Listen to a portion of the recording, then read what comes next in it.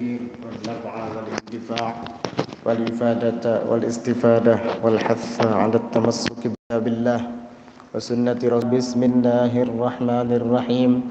الحمد هو الوصف احتمالات أفيدها الثالث الذي أنزل على عبده محمد الكتاب القرآن ولم يجعل له أي فيه عوجا. Di pelajaran yang telah lalu kita sudah membahas tentang awal daripada ayat pertama, yaitu kalimat alhamdulillah, pujian yang Allah Ta'ala sampaikan untuk zatnya, bagi zatnya, bahwa maksud daripada disampaikan oleh Allah pujian itu ada 3 ihtimalat, pertimbangan atau kemungkinan. Bisa jadi Allah mengumumkan agar diimani, atau hanya sekedar pujian kepada zatnya, atau kedua-duanya.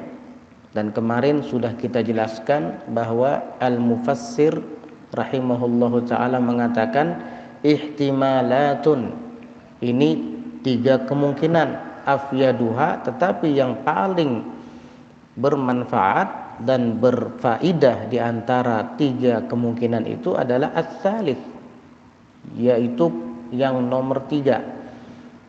Apa yang nomor 3? Huma, kedua-duanya.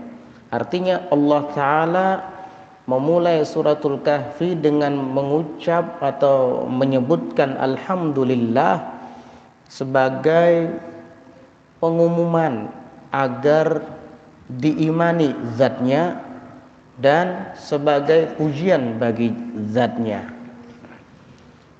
Kenapa Allah Ta'ala memuji zatnya? Allazi anzala ala abdihi, zat yang telah menurunkan atas hambanya. Siapa hambanya di sini? Muhammadin, Nabi Muhammad sallallahu alaihi wasallam. Apa yang diturunkan? Al-kitaba, yaitu kitab. Kitab apa? Ai al-Qur'ana, yaitu kitab suci Al-Qur'an. Di dalam ayat ini terdapat isyarat bahwa Allah Subhanahu wa taala ketika menurunkan Al-Qur'an kepada Nabi Muhammad sallallahu alaihi wasallam memuji akan zatnya. Beda dengan kitab-kitab lain yang Allah turunkan kepada para rasul dan para nabi sebelum Nabi Muhammad sallallahu alaihi wasallam. Ketika Allah menurunkan kitab Taurat, Allah tidak memuji zatnya. Ketika Allah menurunkan kitab Zabur atau Injil atau kitab-kitab suci lainnya sallallahu alaihi wasallam, sehingga para sahabat meminum air tersebut, dan air itu juga sudah tidak ada lagi sekarang. Dulu Nabi pernah memanggil sebuah pohon untuk datang kepadanya dan bersaksikan kenabiannya. Itu terjadi, tapi dulu. Sekarang sudah tidak ada lagi pohon yang berjalan itu. Ja'at lida'watihil asjaru sajidatan tamshi ilaihi ala saqin bila qadami. Datang kepada Nabi sallallahu alaihi wasallam pohon-pohon itu dalam keadaan sujud. Mereka berjalan mendatangi Nabi tanpa pakai betis, tapi tidak menggunakan telapak kaki. Namanya pohon, enggak punya telapak kaki. Tapi Allah takdirkan ia berjalan, mukjizat untuk Nabi kita Muhammad sallallahu alaihi wasallam. Tetapi itu juga dulu. Hanya riwayat yang kita dengar. Adapun Al-Qur'an itu adalah mukjizat dari dulu Allah Ta'ala wahyukan, turunkan kepada Nabi kita Muhammad sallallahu alaihi wasallam dan kekal hingga sampai saat ini. Makanya di dalam Al-Qur'an Allah Ta'ala jelaskan, inna nahnu nazzalna dzikra wa inna lahu lahafizun. Sesungguhnya kami yang menurunkan peringatan itu, yakni Al-Quran, dan sesungguhnya kami pula yang memeliharanya. Ayat ini hanya ada di dalam Al-Quran, tidak ada di dalam Taurat, tidak ada di dalam Zabur, tidak ada di dalam Injil atau suhuf-suhuf Nabi sebelum Nabi Muhammad SAW. Sehingga Al-Quran kemurniannya, keabsahannya dan keutuhannya dijaga dan dipelihara oleh Allah Subhanahu wa taala. Aman daripada tahrif, distorsi, daripada perubahan-perubahan, tidak dengan kitab-kitab lainnya. Kalau Taurat itu dirubah oleh ahlul kitab, begitu juga dengan Injil dan kitab-kitab lainnya. Sudah tidak murni lagi, sudah tidak akurat lagi, karena banyak tangan-tangan yang jahil berani merubahnya. Kecuali Al-Quran, dari sejak diturunkan kepada Nabi Muhammad sallallahu alaihi wasallam hingga sampai saat ini tidak pernah mengalami tahrif, perubahan. Jangankan ayatnya atau surahnya, kalimatnya, bahkan hurufnya, bahkan titik yang ada pada hurufnya pun tidak ada yang sanggup untuk merubahnya. Dan Al-Quran itu terus berada di dalam dada-dada para penghafalnya. Inilah keistimewaan kitab suci Al-Quran. Ketika Allah turunkan kepada Nabi sallallahu alaihi wasallam, Allah memuji zatnya, alhamdulillahilladzi anzala ala abdihil kitaba walam yaj'al lahu, dan Allah tidak menjadikan baginya, ai fihi, maksud baginya yaitu di dalamnya, tidak Allah jadikan iwaja, kebengkokan. Arti kebengkokan penyimpangan. Ikhtilafan yaitu perselisihan, wa tanaqudon dan saling bertentangan. Enggak ada. Al-Quran itu kalau sudah mewajibkan sesuatu, maka semua ayat mengatakan sesuatu itu adalah wajib. Al-Quran itu apabila mengharamkan sesuatu, maka semua ayat-ayat yang ada di dalamnya dari surah-surah yang berbeda-beda, semua pasti mengatakan bahwa sesuatu itu adalah haram. Sehingga surah Al-Baqarah dengan surah Ali Imran tidak ada mengalami pertentangan, perselisihan. Begitu juga surah An-Nisa dengan surah-surah lainnya, tidak ada mengalami pertentangan atau perselisihan, semua sama. Wal jumlatu halun minal kitabi, dan jumlah, yakni jumlah fi'liyah yang berbunyi walam yaj'al lahu iwaja, itu kalimat walam yaj'al lahu jumlah fi'liyah, halun adalah hal. Berarti jumlah fi'liyahnya fi mahallin nasbi, ada di mahal nasab karena jadi hal. Apa sahibul halnya? Minal kitabi, daripada kalimat al-kitab. Artinya ketika Allah Ta'ala turunkan Al-Quran itu, hal keadaannya Allah tidak menjadikan di dalamnya itu kebengkokan. Ini hal. Jadi wawunya itu waw haliyah, tidak ada kebengkokan di dalamnya. Qayyiman, tetapi lurus. Qayyiman ay mustaqiman, lurus. Halun tsaniyatun muakkidatun. Nah, ini kalimat qayyiman ini adalah hal yang kedua, muakkidatun, yang memperkuat bagi hal yang pertama. Artinya Al-Quran itu ketika diturunkan Allah, Allah tidak jadikan di dalamnya kebengkokan. Ini satu. Keadaan yang kedua, Al-Quran itu ketika diturunkan qayyiman, lurus. Isinya semuanya jelas, tidak ada yang menyimpang dan tidak ada yang bertentangan. Untuk apa Allah turunkan Al-Quran itu kepada hambanya? Liyunzira, agar ia, si hamba tadi, mengingatkan. Maksud mengingatkan apa? Yukhawwifa bil kitabi.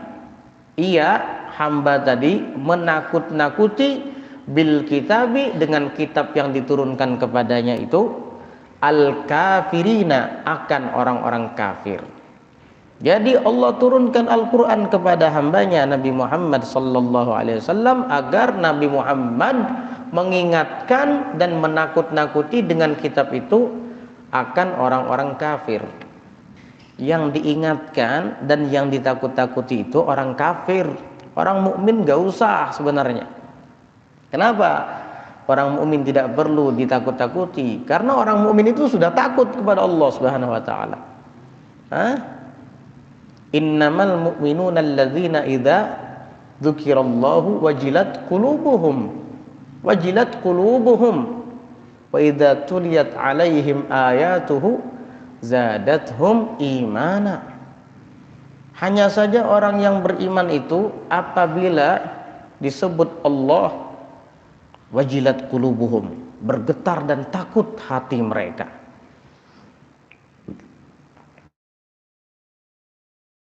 Itu khauf dalam hatinya. Berarti jika kita mengaku beriman sementara tidak ada rasa takut di dalam hati kita kepada Allah Subhanahu wa taala, patut dipertanyakan keimanannya. Orang mukmin itu punya khauf di dalam hatinya kepada Allah Subhanahu wa taala. Ittaqillaha haitsu ma kunta wa atbi'is sayyi'atal hasanata tamhuha wa khaliqin nasa bi khuluqin hasan. Kata Nabi, takutlah engkau kepada Allah dimanapun engkau berada. Ini pesan Nabi kepada orang-orang mukmin, kita umatnya ini. Takut kamu kepada Allah dimanapun kamu berada.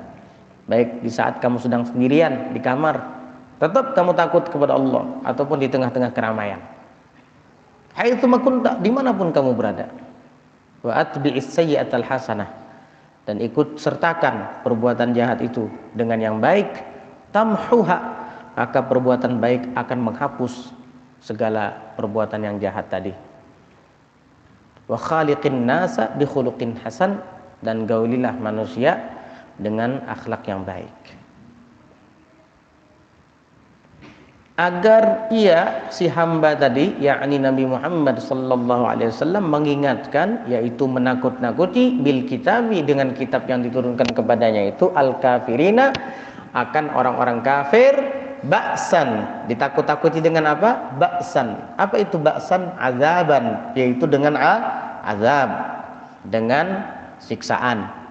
Hati-hati kamu wahai orang-orang yang kafir, yang ingkar kepada Allah dan kepada kitab yang diturunkan kepada nabinya. Kalian diancam kelak akan mendapat azaban, ba'san, azaban, yaitu siksa, azab, syadidan, yang keras, min ladunhu, dari sisinya, ai min qibalillahi, yaitu dari sisi Allah.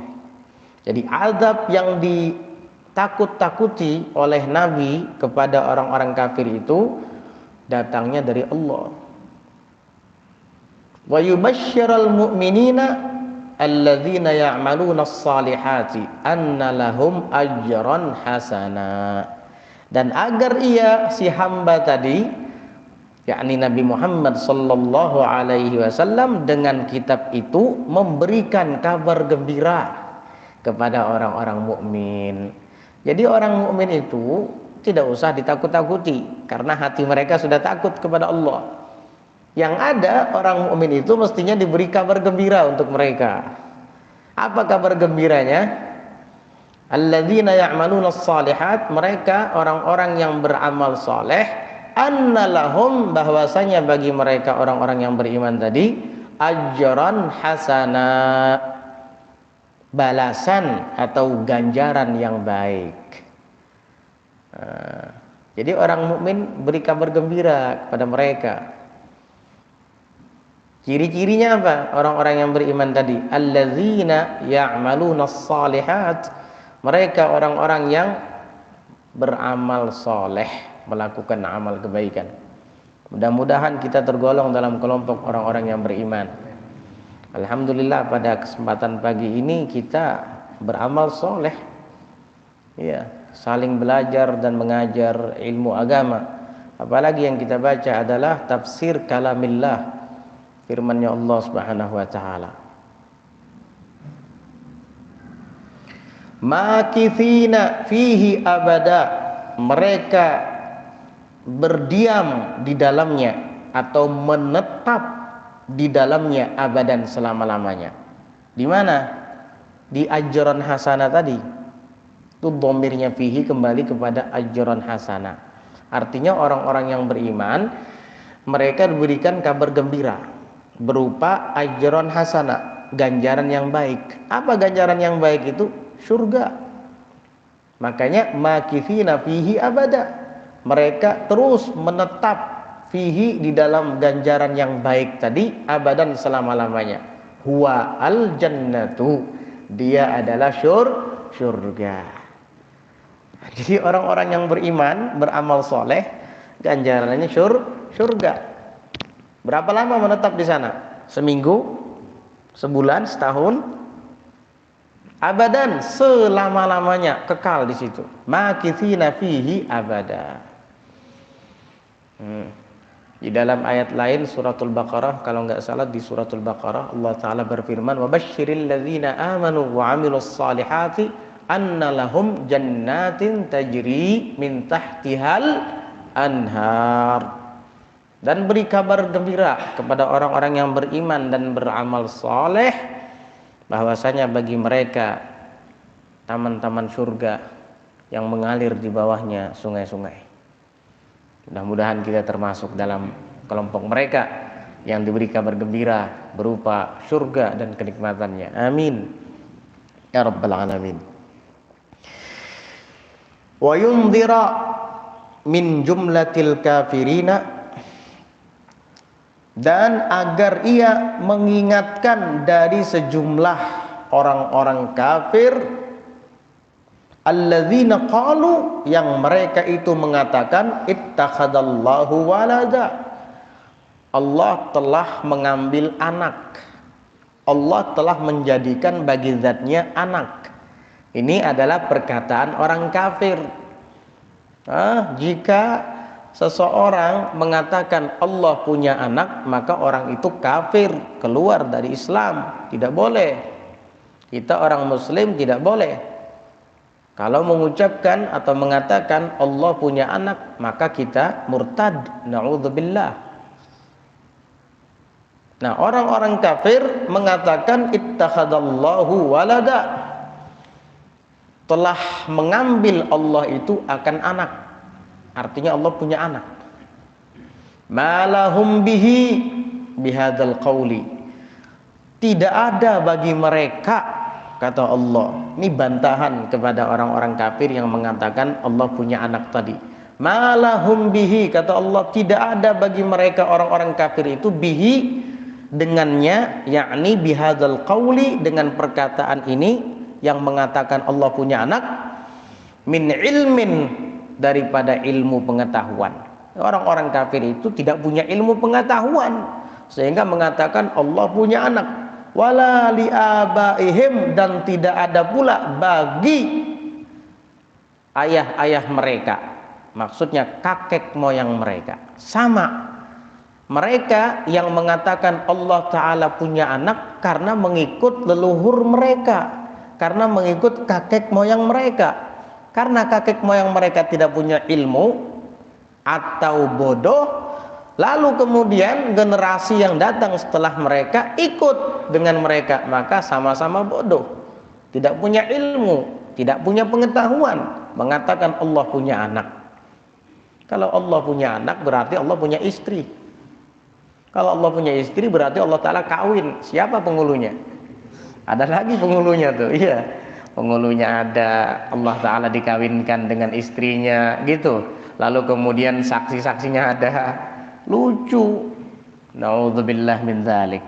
Itu adalah pemahaman yang menyesatkan. Kalau Tuhan ayah, Tuhan bapak, Tuhan ibu, Tuhan anak, ada 3, trinitas. Wah, kalau meyakini Tuhan ada 3, bagaimana ini dunia? Hancur. Iya, kalau Tuhan 3, hancur langit dan bumi. Musim pun tidak karuan. Yang satunya pengen hujan, yang abahnya kita hujankan saja hari ini, biar masyarakat bisa mengairi sungai-sungai, mengairi sawah-sawah mereka misalnya. Ya. Kata Tuhan Ibu, jangan, kasihan kaum wanita, mereka sedang menjemur pakaian, nggak kering-kering nanti. Oh nggak bisa, bertengkar Tuhan. Iya, kalau lebih dari satu, hancur dunia ini. Ujar Tuhan yang Bapak, saya akan takdirkan minyak goreng naik. Kata Tuhan, Ibu jangan, kasihan ibu-ibu nggak bisa goreng ikan. Terserah saya, oh nggak bisa. Akhirnya Tuhan Bapak dengan Tuhan Ibu cerai. Janda sama duda, Tuhan duda, Tuhan janda. Aneh ya. Anaknya akhirnya jadi anak nggak keurus. Na'udzubillah. Trinitas, pemahaman yang memalukan. Ini kan orang kafir. Mereka tidak punya ilmu, tidak pula ayah-ayah mereka, kakek moyang mereka. Min qablihim, sebelum mereka. Al-qailina lahu, yang mengatakan perkataan ini kepadanya. Artinya nenek moyang atau kakek moyang mereka itulah yang mengatakan perkataan atau ideologi semacam ini kepada anak cicitnya, kepada keturunannya. Naudzubillah. Kaburat, telah besar. Azumat, besar, berat ini. Apa perkataan mereka tadi itu? Maqalatuhum itu. Perkataan mereka itu berat, besar itu. Jangan dianggap remeh. Mengatakan Allah punya anak. Kalimatan takhruju min afwahihim, merupakan satu kalimat yang keluar dari mulut-mulut mereka. Kalimatan itu tamyizun, adalah tamyiz. Mufassirun, yang menjelaskan lidhomiril mubhami, bagi dhamir yang mubham. Jadi di sini ada dhamir yang mubham, yaitu fa'ilnya kaburat. Fa'ilnya kaburat itu ada di dalam hiya. Kembali kemana? Kembalinya kepada ya ittakhadallahu walada tadi, yaitu maqalatuhum, perkataan mereka yang mengatakan Allah Ta'ala punya anak. Nah ini dhamirnya itu ditamyizkan dengan kalimatan supaya bisa menjelaskan lebih jelas lagi bahwa kalimat itulah yang Allah Ta'ala murka tadi keluar dari mulut-mulut mereka. Wal makhsusu bidzammi, dan yang dikhususkan dengan celaan di dalam kaburat tadi, artinya sangat besar kalimat ini, sangat besar dosanya. Itu yang dikhususkan dengan celaan adalah mahdzufun, dibuang. Tidak ada kan fa'ilnya di sini, nggak disebutkan. Dhamir aja kaburat hiya, hiyanya pun kembalinya kepada makna saja, tidak disebutkan. Kepada makna perkataan mereka, yaitu kepada makna dari kalimat qalut takhadallahu walada. Makanya beliau mengatakan wal makhsusu bidzammi mahdzufun, dan yang dikhususkan dengan dzam, celaan daripada kalimat kaburat tadi adalah dibuang. Takdirnya yaitu maqalatuhum al-madhkuratu, yaitu perkataan mereka yang tersebut di atas. Apa perkataan mereka tersebut? Yaitu qalut takhadallahu walada. Nah ini besar ini dosanya di hadapan Allah, berat ini di hadapan Allah Subhanahu wa taala. Kalimat itu keluar dari mulut-mulut mereka. Begitu. In makna in di sini adalah yaitu in nafiyah. Kan di dalam mutammimah ada tuh in bermakna nafi, in nafiyah. Berarti maknanya In artinya tidaklah. Yaquluna, mereka itu mengatakan, bidzalika, pada yang demikian itu, yakni Allah punya anak, illa, kecuali maqulan kadziban, kecuali perkataan yang bohong, yang dusta. Didustakan sama Allah perkataan itu, mengatakan Allah Ta'ala punya anak. Zatnya langsung yang menyatakan bahwa itu bohong, artinya saya tidak punya anak, begitu. Didustakan sama Allah. Fala'allaka bakhi'un ay muhlikun nafsaka ala atharihim ba'dahum ay ba'da tawallihim angka.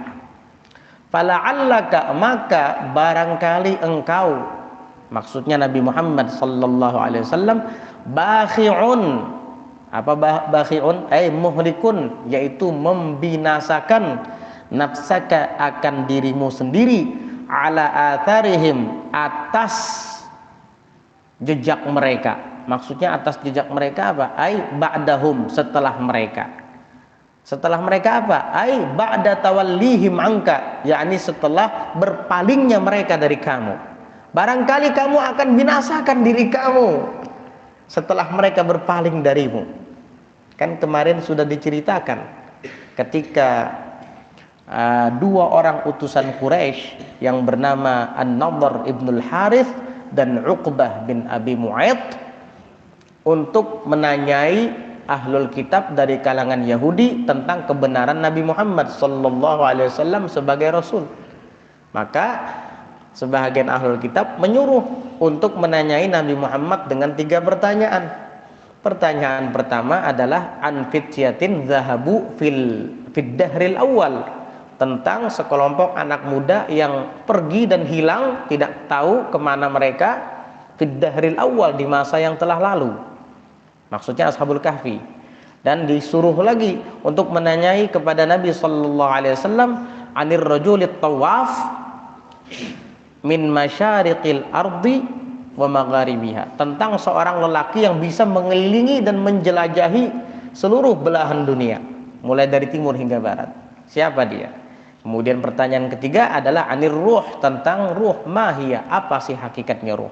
Ini 3 pertanyaan mau diajukan kepada Nabi. Nah, ketika mereka berdua ini sampai kepada orang-orang Quraisy yang menyuruh mereka untuk menanyakan kepada para ahlul kitab dari kalangan Yahudi itu, akhirnya mereka sampaikan tentang 3 pertanyaan yang akan diajukan kepada Nabi Muhammad itu untuk mengetahui kebenarannya. Maka semua orang kafir Quraisy senang. Kata mereka, ini nih ketahuan nih, Muhammad ini benar apa tidak.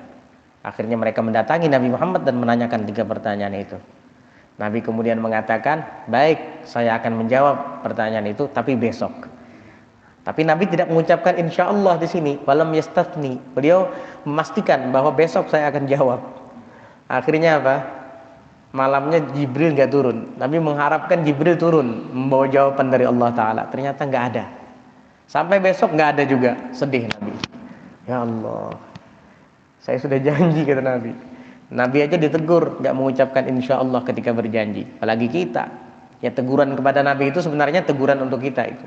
Makanya jangan sesekali berjanji kepada seseorang tetapi kita tidak mengucapkan insya Allah, seakan-akan kita pasti yakin bisa melakukannya, padahal belum tentu. Karena kita ini manusia, dan manusia itu lemah. Khuliqal insanu dha'ifa. Khuliqal insanu, manusia diciptakan dha'ifa, dalam keadaan lemah. Belum tentu sesuatu yang yakin dan pasti akan kita lakukan itu bisa kita lakukan. Yudabbirul mar'u amran thumma yubrimuhu hatman fatasrifuhu anhul maqadiru liya'lamal mar'u annal amra laysa lahu wa fawqa tadbirihi lillahi tadbiru.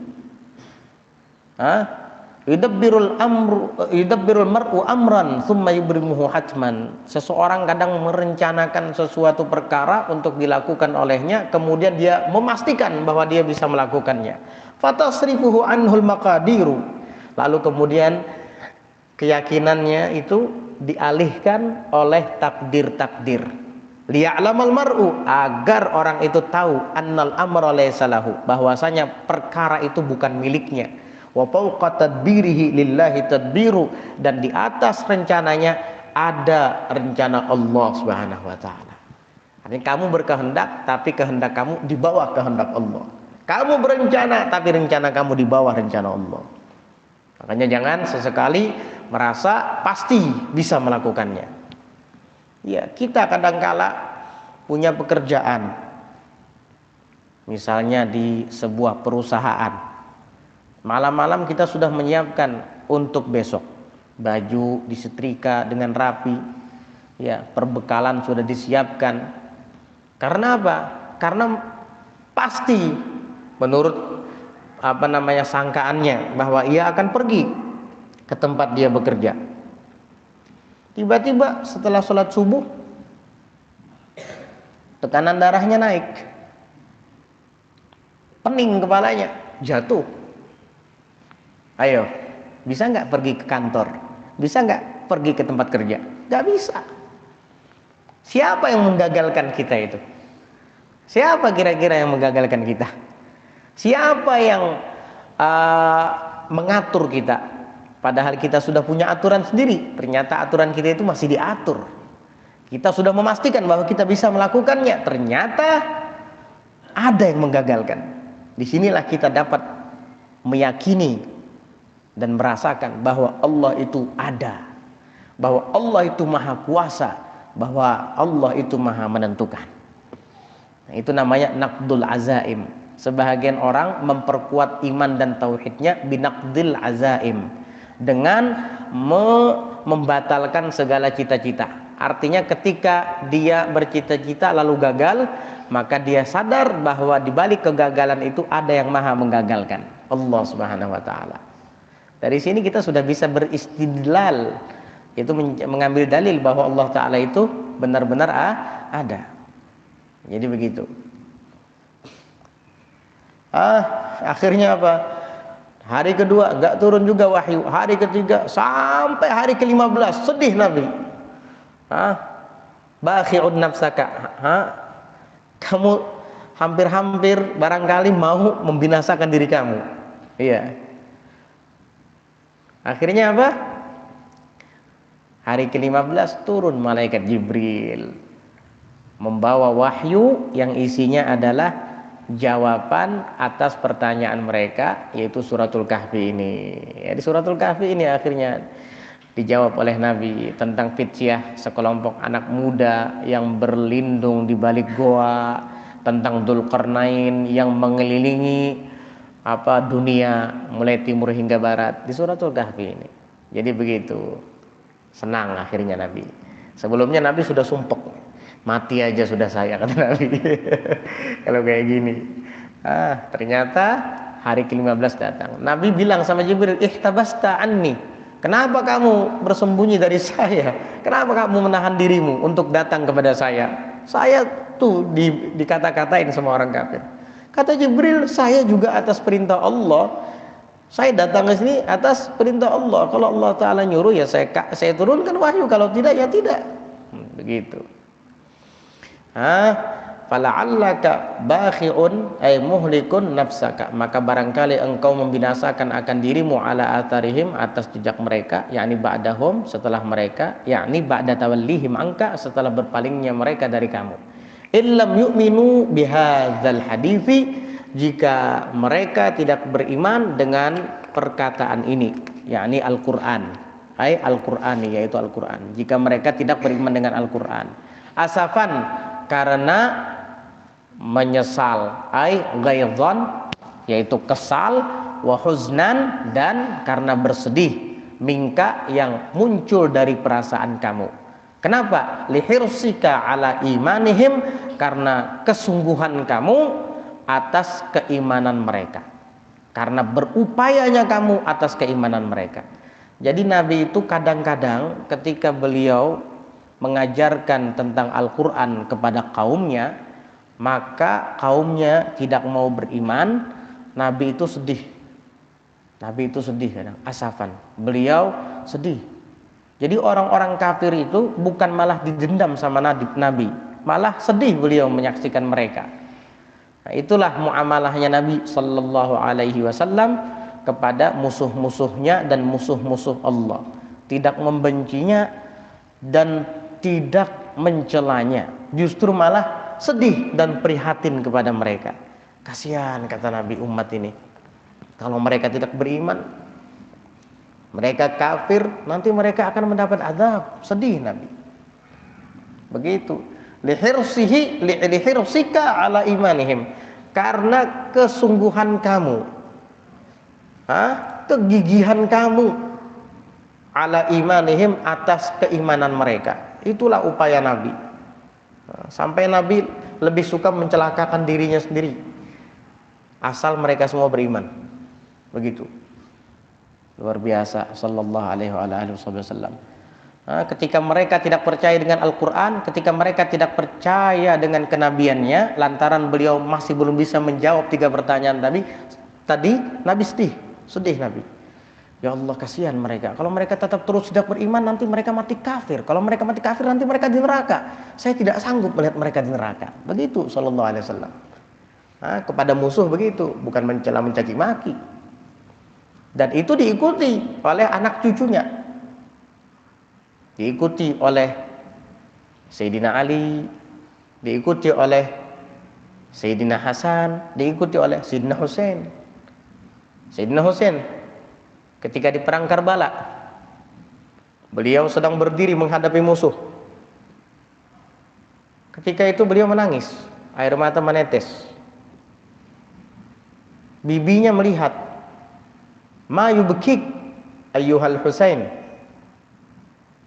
Kenapa? Apa yang membuat kamu menangis wahai Husain? Wa innaka 'alal haqq, sedangkan engkau berada dalam kebenaran. Mereka yang salah, mereka yang zalim, engkau berada dalam kebenaran. Kenapa kamu menangis? Apa jawab Sayyidina Husain? Wahai bibi, saya menangis bukan karena saya merasa bersalah, tapi saya menangis karena tidak tega melihat wajah-wajah ini kelak ada di neraka. Luar biasa, musuh yang siap menebas tubuhnya dan memenggal kepalanya ditangisi sama beliau. Saya kasihan dengan wajah-wajah ini, gara-gara saya mereka kelak ada di neraka. Radhiyallahu anhu arda. Itulah madhabnya Ahlul Bait. Itulah sikap dan kepribadian para anak cucu dan keluarga Nabi Muhammad sallallahu alaihi wasallam. Tidak memusuhi orang-orang yang memusuhi mereka, apalagi mencela dan mencaci maki. Cacian dan makian itu bukan ajaran Ahlul Bait Nabi Muhammad sallallahu alaihi wasallam. Sayyidina Ali pernah dicaci, bukan pernah lagi, 80 tahun dalam riwayat itu dicaci maki oleh Bani Umayyah. Tapi Sayyidina Ali tidak pernah membalas cacian itu. Pernah suatu saat anak beliau Sayyidina Hasan apa Sayyidina Husain masih kecil, ketika ada orang mencela Sayyidina Ali, beliau tersenyum. Sayyidina Hasan atau Sayyidina Husain gitu nanya, "Wahai ayah, kenapa engkau tidak balas untuk mencacinya?" Jawab Sayyidina Ali apa? "Wahai putraku, sejak kapan kakekmu Nabi Muhammad sallallahu alaihi wasallam mengajariku untuk mencaci maki orang?" Nabi mengatakan, "Ma bu'ittu ta'anan wala la'anan." Aku tidak diutus untuk mencela dan mengutuk orang. Sallallahu alaihi wasallam. Itulah sikap Ahlul Bait. Enggak suka dengan cacian dan makian. Mereka berkata baik, mereka menasehati, mereka membimbing umat sebagaimana yang dilakukan oleh datuk mereka sallallahu alaihi wasallam. Jadi begitu.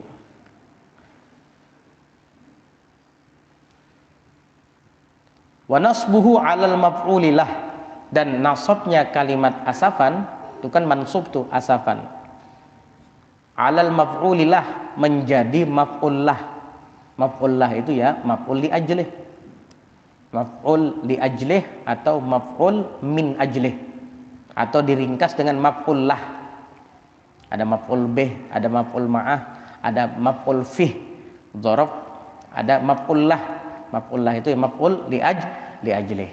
Nah, asafan karena sedih. Jadi Nabi hampir-hampir mencelakai dirinya sendiri karena sedih. Karena sedih apa? Orang-orang kafir ini nggak mau beriman dengan kitab yang dibawa oleh beliau. Malah menanyakan tentang 3 pertanyaan, dan pertanyaan itu masih belum bisa dijawab. Akhirnya mereka tambah brutal, tambah tidak mau beriman. Ini membuat Nabi jadi kepikiran, sampai-sampai Nabi nggak selera lagi, sudah makan, minum, tidur. Itu kan sama saja dengan membinasakan diri sendiri. Sallallahu alaihi wasallam.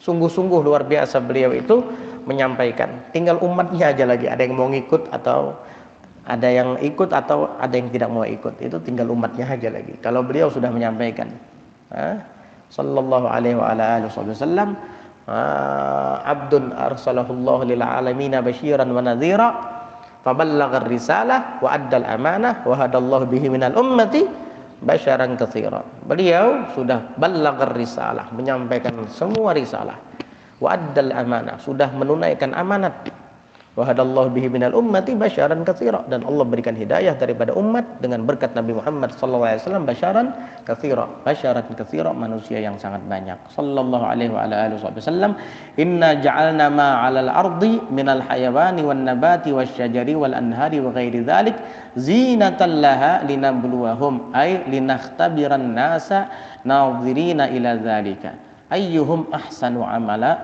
fihi ay azhadu lahu wallahu a'lamu bissawab. Insyaallah kita lanjutkan besok ayat yang ke-7 daripada surah Al-Kahfi. Insyaallah. Mudah-mudahan Allah Subhanahu wa taala senantiasa selalu memberikan taufiknya kepada kita untuk dapat beramal soleh, dan mudah-mudahan Allah taala kuatkan iman kita sehingga kita selalu senang untuk berbuat taat, melakukan kebajikan, dan menjauhi segala dosa-dosa serta maksiat. Ikhlas hanya semata mengharap ridha dan rahmatnya. Amin Allahumma amin. Ala hadhihi niyyah wa ala kulli niyyatin salihatin jami'atin syamilah li khairatid dunya wal akhirah wa ila hadratin nabiyyi Muhammadin sallallahu alaihi wa ala alihi wa sahbihi wa sallam. Al-Fatihah.